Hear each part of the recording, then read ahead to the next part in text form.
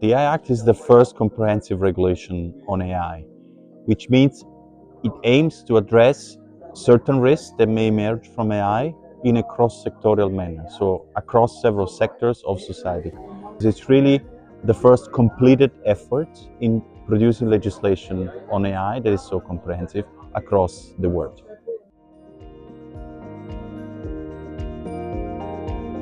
Fundamentally, I think as the discussion around risk of AI came about, to some extent there was an understanding that we have already laws that deal with risks coming from certain automation of certain processes, including from AI. There was also an understanding that because AI can lead to present certain characteristics, like for instance the opacity, the complexity, the fact that it's data-driven, then some of those risks may need specific type of provisions or norms to really address them on top of what we already had.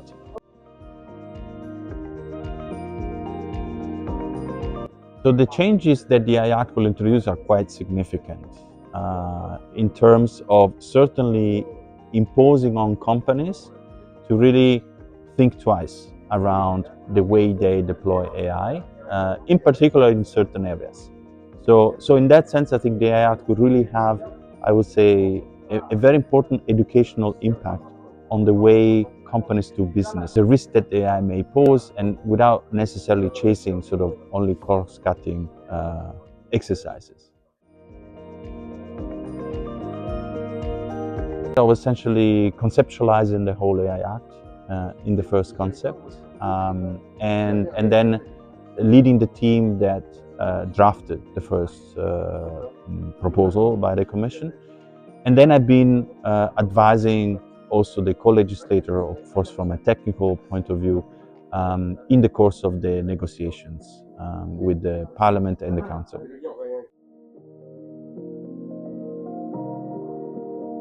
The AI Act represents both an opportunity and a constraint.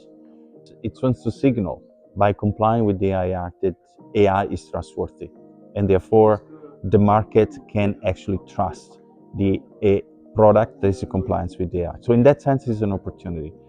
At the same time, can be a constraint, because of course you need to develop AI in a certain way, and it can become a challenge if the compliance burden is not proportionate.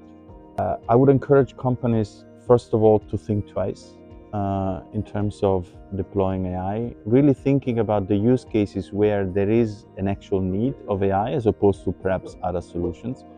Also really making sure that companies are equipped with the right skills and expertise, both from a technical point of view and also from the policy and compliance point of view, to make sure that they embark on AI journey in a good position. I think companies should really think about, is my system, or is the system I want to deploy an AI, yes or no? That's really the fundamental question. And the second question, the most also equally important, is really to understand whether a certain product they intend to use is high risk or not. Because it's fundamentally around the high risk AI systems that the AI Act contains most compliance obligations.